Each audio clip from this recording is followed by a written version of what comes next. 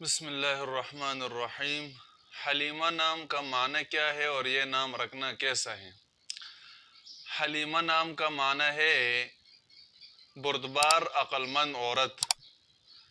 حلیمہ حلیم کی مؤنث ہے اور حلم سے مشتق ہے۔ حلم کا معنی ہے بردباری، عقل مندی، کوئی کام سوچ سمجھ کر کرنا، جلد بازی نہ کرنا اور جذبات سے کام نہ لینا، اور ہر کام میں اعتدال اور میانہ روی اختیار کرنا، اس کو کہتے ہیں حلم اور بردباری۔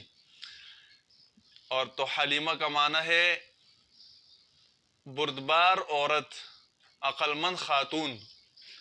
تو معنی اس کا بہت بہترین معنی ہے، اور آپ صلی اللہ علیہ وسلم کی رضاعی ماں حضرت حلیمہ سعدیہ رضی اللہ تعالی عنہا، جو صحابیہ بھی ہے اور آپ صلی اللہ علیہ وسلم کی رضاعی ماں بھی ہے، تو ان کے نسبت سے یہ نام رکھنا باعث برکت ہے اور باعث خیر ہے۔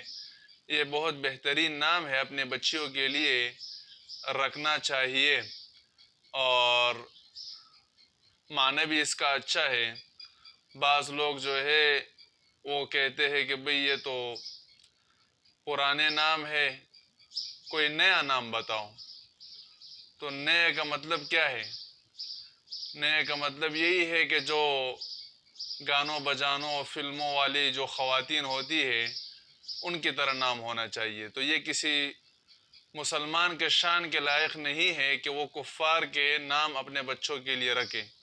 مسلمان کے لیے مناسب یہ ہے کہ وہ صحابہ کے نام رکھے، انبیاء کے نام پر اپنے بچوں کے نام رکھے، یہی بہتر ہے۔ تو حلیمہ نام اپنی بچیوں کے لیے رکھنا یہ بہترین نام ہے، رکھنا چاہیے۔